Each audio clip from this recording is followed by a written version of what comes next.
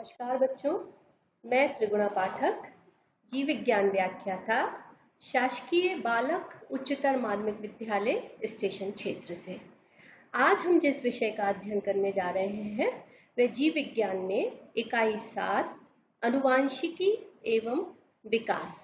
इसमें हम विकास के बारे में पढ़ेंगे।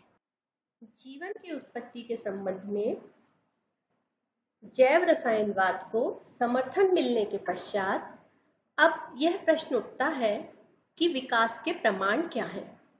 अनेक वैज्ञानिकों द्वारा अध्ययन करने पर ज्ञात हुआ कि समय समय पर पृथ्वी पर जीवन के रूप बदलते रहे, अर्थात जीवों के रूप विभिन्न कालों में विभिन्न टाइम पीरियड में प्रकट हुए।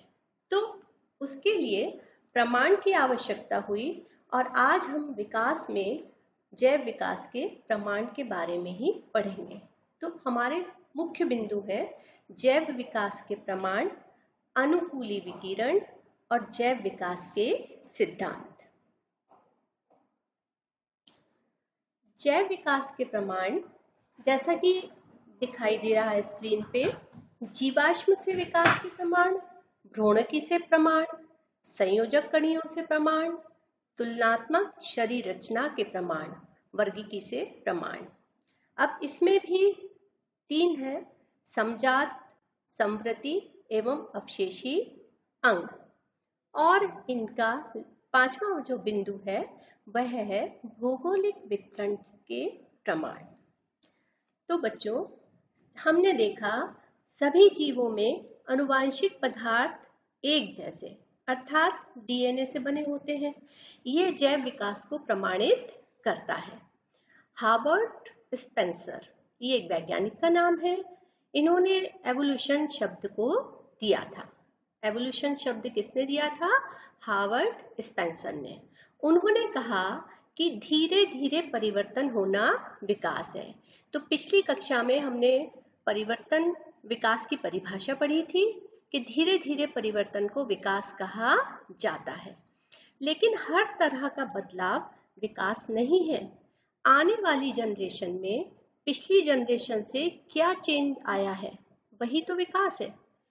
डोलोस एक वैज्ञानिक थे, उनके अनुसार ये कहा गया कि एवोल्यूशन इज इरिवर्सिबल, अर्थात विकास एक अनुत्क्रमणीय क्रिया है।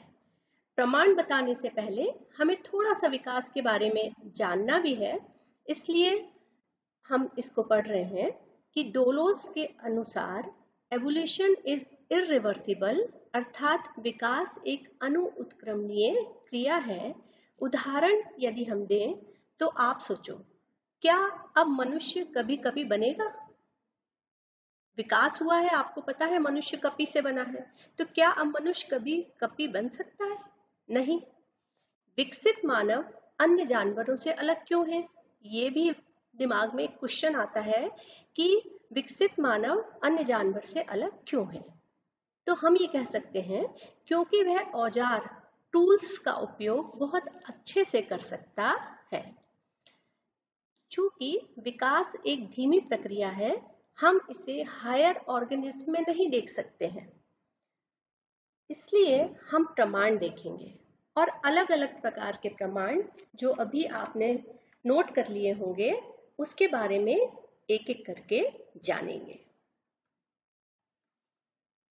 सबसे पहले हम देखेंगे जीवाश्म से विकास के प्रमाण। तो आपको स्क्रीन पर एक चित्र दिखाई दे रहा है, जिसको ध्यान से देखिए और जो लिखा है उसे भी नोट करने की कोशिश कीजिए। जीवाश्म से विकास के प्रमाण। तो सबसे पहले प्रश्न है, जीवाश्म किसे कहते हैं? चट्टानों में दबे जीवों के अवशेष या चिन्हों को जीवाश्म कहते हैं। इसके अध्ययन से जीवों की उत्पत्ति एवं विकास के अनेक प्रमाण मिलते हैं। जमीन की ऊपरी सतह से एवं गहराई से भी जीवाश्म प्राप्त होते हैं। जमीन की ऊपरी सतह से और गहराई से, दोनों से जीवाश्म प्राप्त होते हैं।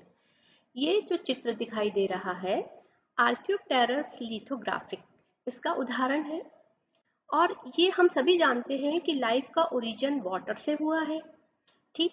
तो पहले जो चट्टानें थी, सेडिमेंट्री रॉक्स हुआ करती थी, उन पर छाप के रूप में, इम्प्रेशन के रूप में भी बहुत सारे जीवाश्म प्राप्त होते हैं। ये जो चित्र आपको दिखाई दे रहा है, ये आर्कियोप्टेरस लिथोग्राफिक का है। इसमें ये अभी आपको जानकारी के लिए बता दूं कि ये ब्रिटिश म्यूजियम लंदन में है और इसको डिस्कवर किया था एंड्रियस वैगनर ने 1861 में। और उन्होंने कहा था कि इसमें बर्ड्स और रेप्टाइल्स दोनों के ही गुण प्राप्त होते हैं, दोनों के ही फीचर्स पाए जाते हैं।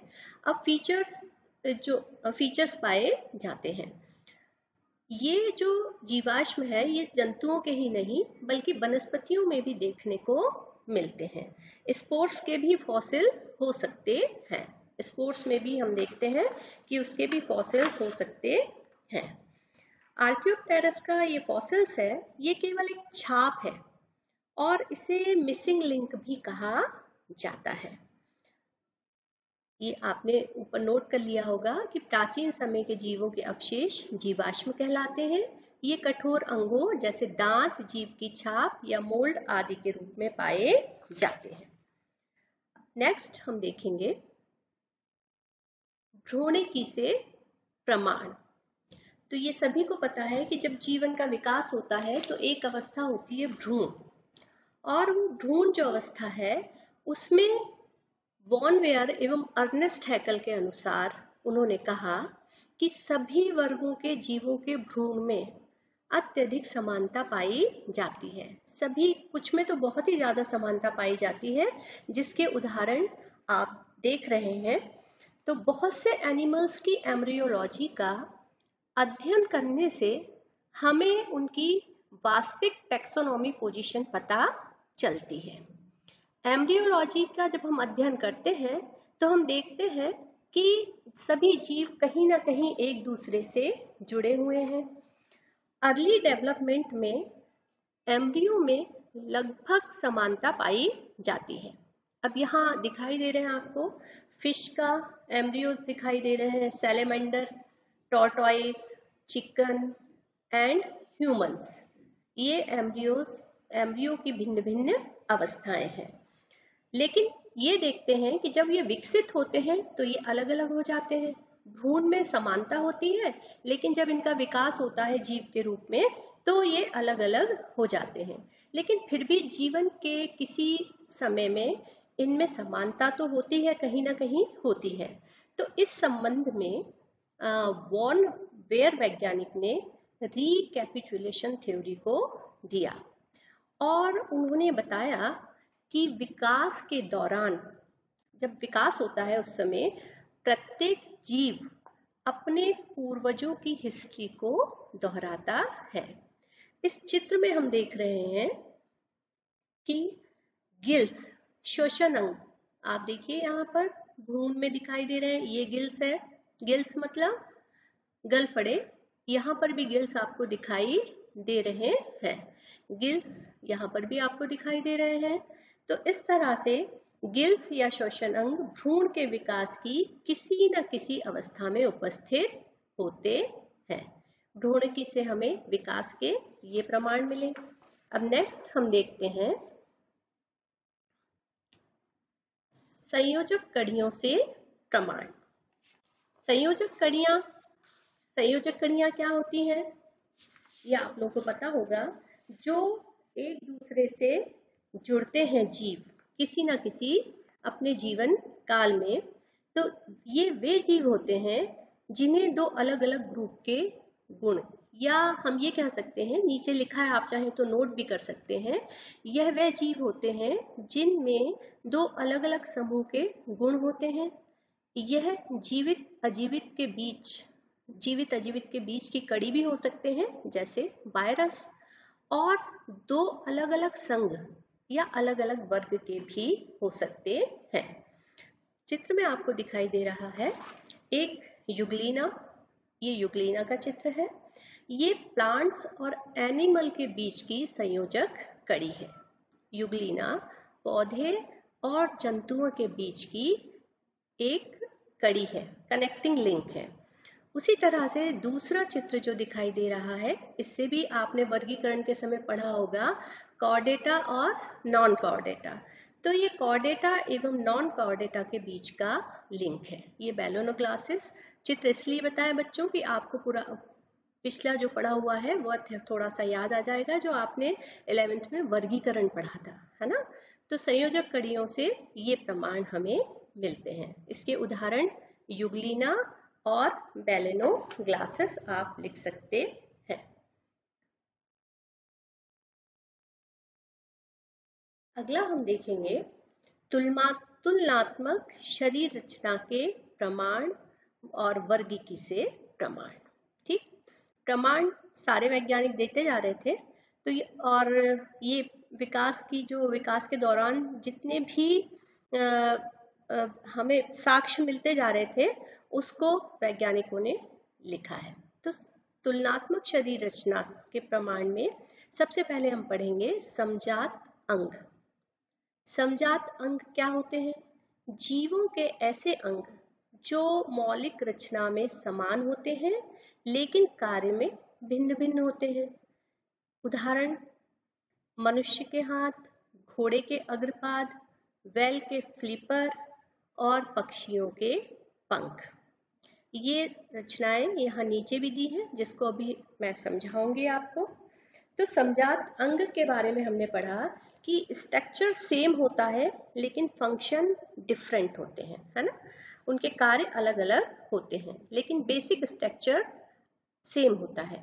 इस चित्र में बैल, चमगादड़, चीता और मनुष्य के अग्रपाद दिखाई दे रहे हैं, जिनकी अस्थियों में समानता है। इनकी अस्थियों में समानता दिखाई दे रही है। अग्रपाद मतलब हाथ है, और हाथ में अस्थियों में समानता किस तरह से है वो हम देखेंगे कि बैल के अग्रपाद किसका कार्य करते हैं? फ्लिपर्स का कार्य करते हैं। फ्लिपर्स माने तैरने का कार्य करते हैं और फ्लिपर्स के रूप में परिवर्तित हो जाते हैं। चमगादड़ के उड़ने में मदद करते हैं, चीता के दौड़ने में मदद करते हैं, और मनुष्य अपने अग्रपाद से, अपने हाथों से भिन्न भिन्न तरह के कार्य कर सकता है। तो इनकी शारीरिक रचना समान कैसे है? अब शारीरिक रचना में हम देखते हैं, यहाँ पर जो आपको एक बोन का, हड्डियों का स्ट्रक्चर दिखाई दे रहा है, उनके मैं नाम आपको बताऊंगी। Humerus, radius ulna, carpals, metacarpals और फैलेंजिस। ये हड्डियां सभी, जितने भी यहाँ आप देख रहे हैं, चीता, बैल, चमगादड़, सभी में ये हड्डियां पाई जाती हैं। तो इस तरह से ऐसे अंग जो मौलिक रचना में समान होते हैं, वे कार्य अलग अलग करते हैं। ये उदाहरण था समजात अंगों का, और ये समजात अंग ही कहलाते हैं। भिन्न भिन्न पर्यावासों में रहने के कारण ये अग्रपाद अलग अलग कार्य करने में संपन्न हो जाते हैं। पर्यावास के कारण ही इनमें ये परिवर्तन हो सकता है, ऐसा हम मान सकते हैं। तो ये चित्र में आपने देख लिया बच्चों। अब ये दूसरा चित्र जो आप देखेंगे, ये है दूसरा उदाहरण, समझ लीजिए। पादपों में बुगनबेलिया के कांटे, ये कांटा दिखाई दे रहा है आपको। बुगनबेलिया के कांटे थ्रोन तथा कुकुरबिटा के प्रतान, ट्रेंडिल्स जिसे कहा जाता है, ये कुकुरबिटा का पौधा है, इसका ये प्रतान है। तो इनमें ये भी समजात अंगों के उदाहरण है। ये दोनों कांटे व प्रतान तने की कक्षस्थ कलिका से निकलते हैं। ये कक्षस्थ कलिका है, इससे ये निकलते दिखाई दे रहे हैं। कक्षस्थ कलिका को एक्सिलरी बड भी कहा जाता है। तो ये भी कह सकते हैं हम कि ये इनका ही रूपांतरण है, अर्थात तना अलग अलग कार्य करने के लिए रूपांतरित हो गया, ऐसा हम मान सकते हैं।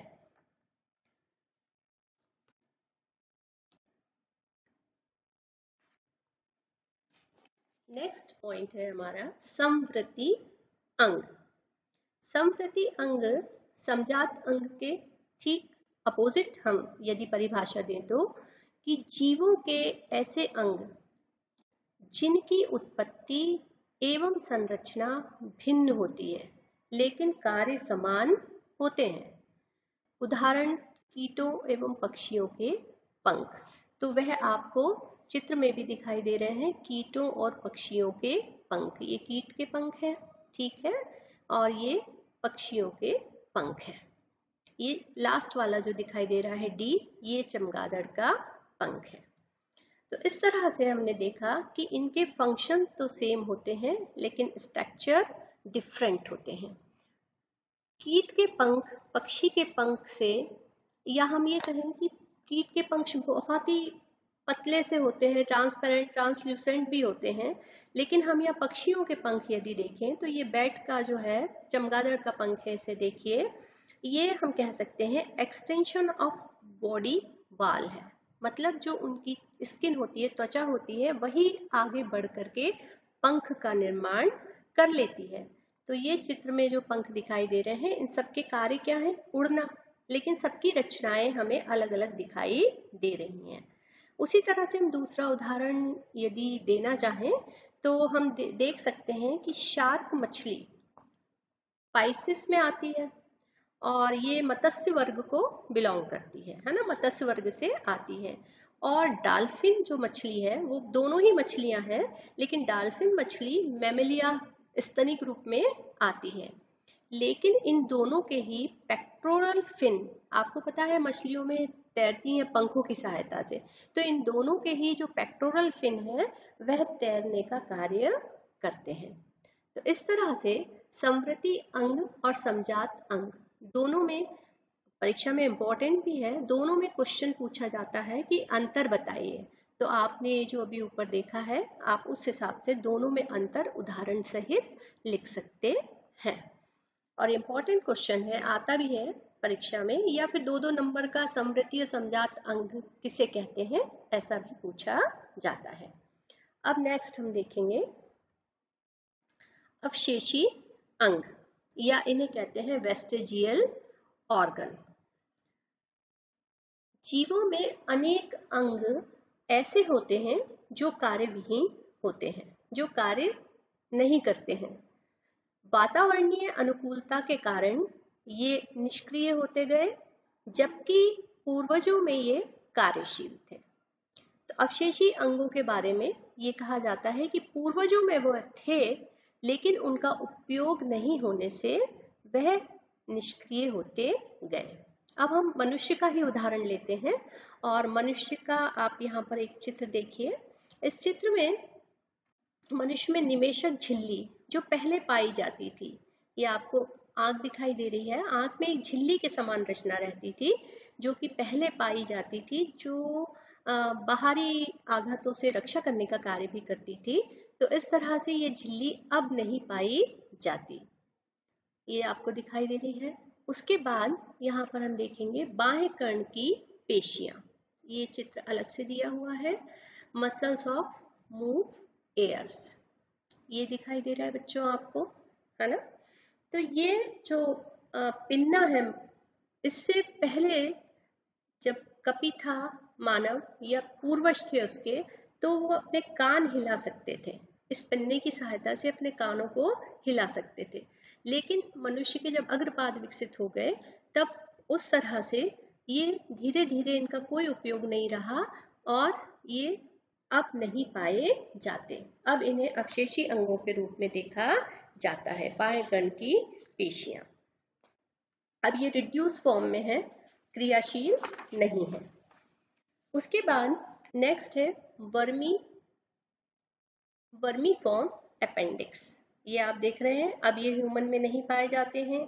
कॉकेक्स बोन भी ह्यूमन में नहीं पाई जाती है। कॉर्डल वर्टिवा, थर्ड मोलर टीथ, जैसे दांत भी है, तो मनुष्य में जो थर्ड मोलर टीथ था, जिसे विजडम टूथ भी कहा जाता है, बुद्धिमानी का जो दांत रहता है, तो कुछ में तो अब आता ही नहीं है, और कुछ यदि आता भी है मनुष्य में तो अंदर की तरफ धंसा हुआ होता है। इसके पश्चात पहले जो एंसेस्टर्स थे, पूर्वज थे, उनके शरीर में बहुत बाल हुआ करते थे, बॉडी हेयर्स पहले पूर्वज में बहुत होते थे। वो वातावरण के अनुकूलन के लिए या ताप को सामान्य रखने के लिए होते थे, लेकिन अब उनका उतना कार्य नहीं था, इसलिए उतने हेयर्स अब नहीं पाए जाते। एक और उदाहरण है nipples of the male and female. तो फीमेल में जो निपल्स या स्तन पाए जाते हैं, उनका उपयोग लैक्टेशन के लिए, दुग्ध स्त्रावण के लिए होता है, तो वह अब पाए जाते हैं, विकसित है, लेकिन मेल में या पुरुषों में ये विकसित नहीं है। तो इस तरह से अवशेषी अंग जीवन में ऐसे अंग जो कि अब कार्य नहीं होने के कारण अवशेषी हो गए हैं, लेकिन पूर्वजों में वो पाए जाते थे। तो इस तरह से ये तुलनात्मक जो हमारा विवरण था वह पूरा हुआ। अब हम नेक्स्ट देखते हैं भौगोलिक वितरण के प्रमाण। पूरा विज्ञान प्रमाण पे ही आधारित है, इसलिए हम सारे प्रमाण देखेंगे। भौगोलिक वितरण के प्रमाण। संसार के विभिन्न भागों में जीवों के वितरण का अध्ययन जीव भूगोल या बायोज्योग्राफी कहलाता है। दो भूमि समूह जो कभी आपस में जुड़े थे, जीवों के वितरण की समानता को बताते हैं। जैसे ऊंट पाए जाते हैं एशिया में भी, और दक्षिण अमेरिका में ऊंट जैसा ही पाया जाता है लामा। ये आपको दिखाई दे रहा है लामा, जो दक्षिण अमेरिका में पाया जाता है। भिन्न भिन्न वातावरण में अलग अलग प्रकार के फॉसिल्स मिलते हैं। ठीक, तो इस तरह से दो भूमि समूह पहले कभी जुड़े थे, लेकिन बाद में अलग अलग हो गए, तो उनमें रहने वाले जीव और वनस्पति भी अलग अलग हो गए। विश्व के विभिन्न भागों में जीवों में वितरण का अध्ययन ही हमारा जीव भूगोल कहलाता है। बस आपको ये परिभाषा याद रखनी है और ये दोनों उदाहरण याद रखने हैं। गैलापागोस द्वीप के समूह में अभी भी 14 द्वीपों के पेड़ पौधे व जंतु दक्षिण अमेरिका की मुख्य भूमि में पाए जाते हैं और समानता प्रदर्शित करते हैं, जिसका वह पहले कभी हिस्सा थे, है ना। तो इस तरह से भौगोलिक वितरण के भी अनेक प्रमाण प्राप्त होते हैं। हम एक ही एक उदाहरण देख रहे हैं यहाँ। अब अगला हम देखेंगे अनुकूली विकिरण। ये भी एक परीक्षा में आता है कि अनुकूली विकिरण किसे कहते हैं। तो इसमें हम देखते हैं एक विशेष भौगोलिक क्षेत्र में एक अकेली पूर्वज प्रजाति से विभिन्न प्रजातियों को जो अलग अलग पर्यावासों के लिए अनुकूलित हो का विकास हो जाता है, वह अनुकूली विकिरण कहलाता है। इसमें ये हम देख सकते हैं कि अलग अलग पर्यावास मतलब अलग अलग हैबिटेट के लिए भिन्न भिन्न क्षेत्रों में, भौगोलिक क्षेत्र में रहने वाली प्रजातियां अनुकूलित हो जाती हैं। इस तरह से जब जीवों के एक समूह की शारीरिक रचना समान हो, लेकिन भिन्न भिन्न पर्यावासों में रहने के कारण भिन्न भिन्न कार्य करने हेतु भिन्न भिन्न रूप से अनुकूलित हो गई हैं, तो इसे हम अपसारी विकास भी कहते हैं। अब ये जो चित्र आपको दिखाई दे रहा है, इसमें उदाहरण है ये एक विशेष पक्षी जिसे डार्विन फिंचेस कहा जाता है। इसकी चोंच को बीक्स भी कहते हैं। ये अलग अलग भोजन स्वभाव के कारण, ईटिंग हैबिट्स के कारण अनुकूलित हुई हैं। तो इसके बारे में हम ये पढ़ लेते हैं कि डार्विन ने गैलापागोस द्वीप की यात्रा के दौरान जीवों में भिन्न भिन्न प्रकार की विविधता देखी, अलग अलग प्रकार के जीव मिले। इसे हम इस प्रकार समझते हैं, एक विशेष पक्षी जिसे डार्विन फिंच कहा जाता है, उसकी चोंच आपको ये स्क्रीन पे दिखाई दे रही है। डार्विन की फिंचों की चोंचें बीक्स अलग अलग भोजन स्वभाव के अनुसार अनुकूलित हुई। यह कीटों को खाने के लिए कीटभक्षी स्वभाव आ गया, दाना खाने के लिए ग्रेन ईटिंग और फल खाने के लिए फ्रूट ईटिंग के अनुसार फल खाने के हिसाब से ये अनुकूलित हुई। जबकि ये सभी, ये आप देख रहे हैं 1 2 3 4 अनुकूलन हो रहा है इनमें। पहले यहाँ पर आप देख रहे हैं थोड़ी मोटी सी चोंच दिखाई दे रही है, जो कि एक मूल बीज खाने वाले पूर्वज से उत्पन्न हुई और अनुकूली विकिरण के कारण इनमें ये परिवर्तन आते गए और इस तरह से चोंच इनकी अपने आप अनुकूलित होती गई, अलग आकार ले लिया। तो अलग अलग द्वीपों के अलग अलग पर्यावासों के कारण ये अलग अलग रूप में अनुकूलित हो गई। ये था अनुकूली विकिरण। ये भी पूछा जाता है परीक्षा में कि अनुकूली विकिरण क्या है। तो अनुकूलन पर्यावास के अनुसार हो जाता है, आदतें बदल जाती हैं और उसके अनुसार शारीरिक रचना में भी परिवर्तन आ सकता है। अगला हमारा है पॉइंट जैव विकास के सिद्धांत। तो जैव विकास के प्रमाण देख लिए हमने, ओरिजिन ऑफ लाइफ भी पढ़ लिया कि जीवन की उत्पत्ति कैसे हुई, और फिर उस जीवन की उत्पत्ति जो हुई थी जिसमें ओपेरॉन का जो हमने सिद्धांत पढ़ा था, तो ओपेरॉन के सिद्धांत के बाद फिर प्रमाण पढ़े हमने। अब हम पढ़ेंगे कि जैव विकास के सिद्धांत कौन कौन से हैं, किस वैज्ञानिक ने सिद्धांत दिए। तो लैमार्क का सिद्धांत है पहला, दूसरा हम डार्विन का सिद्धांत पढ़ेंगे और तीसरा जैव विकास का आधुनिक सिद्धांत के बारे में अध्ययन करेंगे। लेकिन बच्चों, ये हम अगली कक्षा में सिद्धांत के बारे में अध्ययन करेंगे और आज जो हमने पढ़ा है उसके प्रश्नों को हम देखते हैं।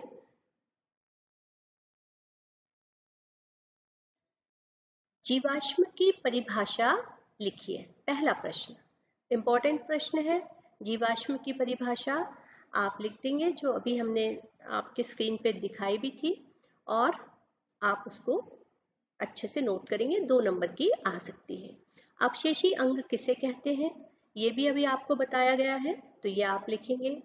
मनुष्य में पाए जाने वाले कोई 4 अवशेषी अंगों के नाम लिखिए। ये प्रश्न भी अधिकतर पूछा जाता है, इसे भी आप जो चित्र दिया है उसमें से अच्छे से देख करके समझेंगे और लिखेंगे। ये क्वेश्चन भी इम्पोर्टेंट है। क्वेश्चन नंबर 4, समजात एवं समवृत्ति अंग में अंतर लिखिए। तो आप ये भी देखेंगे। उसके बाद जो अभी मैंने समझाया आपको, अनुकूली विकिरण को डार्विन फिंच के उदाहरण सहित लिखिए। तो ये आप चित्र भी बना लेंगे जो अभी हमने देखा है और उसके अनुसार उसको लिख देंगे। तो ये बच्चों आज जो हमारा विकास का अध्याय था, जिसमें हमने प्रमाण पढ़े और प्रमाण के पश्चात ये प्रश्न है जो कि आप इसको करेंगे, आज यहीं समाप्त करते हैं। अगले अध्याय में या अगले जो पार्ट है हमारा, उसमें हम सिद्धांतों के बारे में पढ़ेंगे। तो धन्यवाद बच्चों।